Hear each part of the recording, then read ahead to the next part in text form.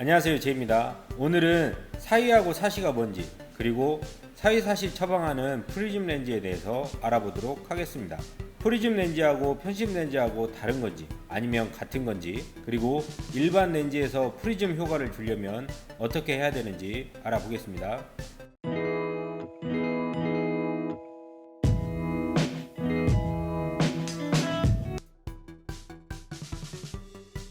일단 사위하고 사시가 뭔지 알아볼게요.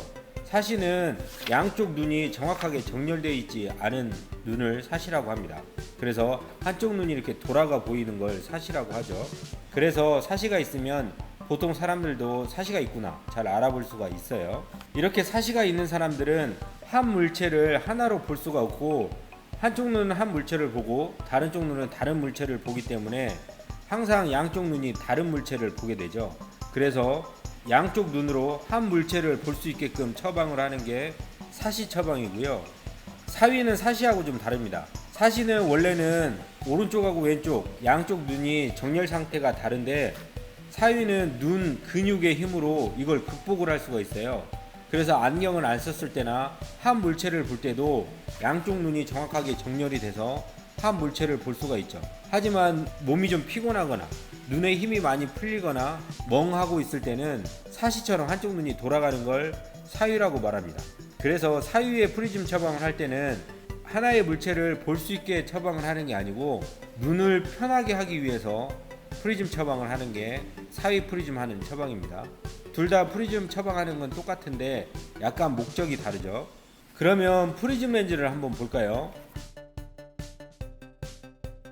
프리즘 렌즈는 이렇게 위에가 뾰족하고 밑에가 두꺼운 렌즈를 프리즘 렌즈라고 하는데, 과학 시간에 빛을 비춰가지고 무지개 빛을 보잖아요. 그때 통과시키는 렌즈가 이 프리즘 렌즈입니다.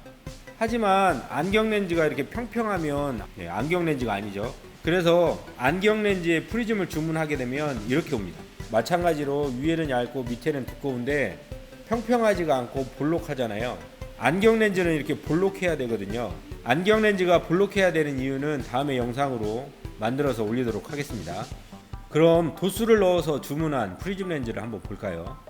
이게 마이너스 5디옵터에 5프리즘 베이스 인 해가지고 주문한 프리즘 렌즈입니다. 위에는 얇고 밑에는 두꺼운데, 이렇게 도수 없는 렌즈보다는 약간 두껍죠. 하지만 이렇게 전체적으로 보면 별반 차이가 없어요. 그럼 사위나 사시 처방을 할 때 프리즘 렌즈를 처방을 하게 되는데, 프리즘 렌즈에는 도수가 있을 수도 있고 없을 수도 있어요. 하지만 도수가 있는 안경 렌즈에서는 무조건 프리즘이 있게 돼 있죠. 연속적으로 변하는 프리즘 렌즈가 안경 렌즈이기 때문이죠. 그러면 여기서 의문이 하나 생기죠. 안경 렌즈에 프리즘이 있다면 굳이 프리즘 렌즈를 주문해서 일반 렌즈를 편집시켜서 만들면 프리즘 효과가 나니까, 결론부터 말하면 두 개 다 같은 렌즈입니다. 그래서 굳이 프리즘 렌즈를 주문하지 않고 PD만 조정해서 만들면 프리즘 효과를 충분히 볼 수가 있기 때문에 굳이 비싼 렌즈 주문 안 해도 돼요. 도수가 없거나 약하다면 무조건 주문을 해야 되지만, 도수가 높으면 굳이 프리즘 렌즈를 주문하지 않고 편심만, PD 조정만 해서 프리즘 효과를 충분히 볼 수 있습니다. 일반적으로 주문하는 렌즈에 프리즘을 추가하면 추가금이 붙죠. 편심을 하게 되면 추가금이 없어요. 추가금 없이도 똑같은 프리즘 효과를 볼 수 있습니다. 그럼 일반 렌즈에 프리즘 효과를 주는 방법에 대해서 한번 알아볼까요? 사위나 사시 PD 측정을 할 때는 단한 PD를 측정을 해야죠. 그럼 우한 기준으로 마이너스 5디옵터에 5프리즘 베이스 인을 주고 싶다. 그러면 PD가 32일 때 베이스 인을 주려면 PD를 42, 5디옵터에 5프리즘이 되려면 1cm를 벗어나야 되겠죠. 그래서 42로 조제 가공을 하면 5프리즘 베이스 인을 줄 수가 있습니다. 반대로 베이스 아웃을 주려면 32인 PD를 22로 조제 가공을 하면 5프리즘 베이스 아웃 효과를 가져다 줄 수 있겠죠. 하지만 이때 잘 계산을 해야 돼요. 태 PD하고 양한 PD, 그리고 렌즈 사이즈를 측정을 해서 태 가공이 안 되면 이건 무조건 주문해야 되는 겁니다. 그럼 프리즘으로 주문한 렌즈하고 일반 렌즈 편심해서 만드는 렌즈하고 어떤 차이가 있는지, 조제 가공을 어떻게 해야 되는지도 한번 보겠습니다. 네, 이게 마이너스 5디옵터 오프리즘 베이스 인으로 주문한 렌즈예요. 그럼 이거 인점 한번 해볼게요.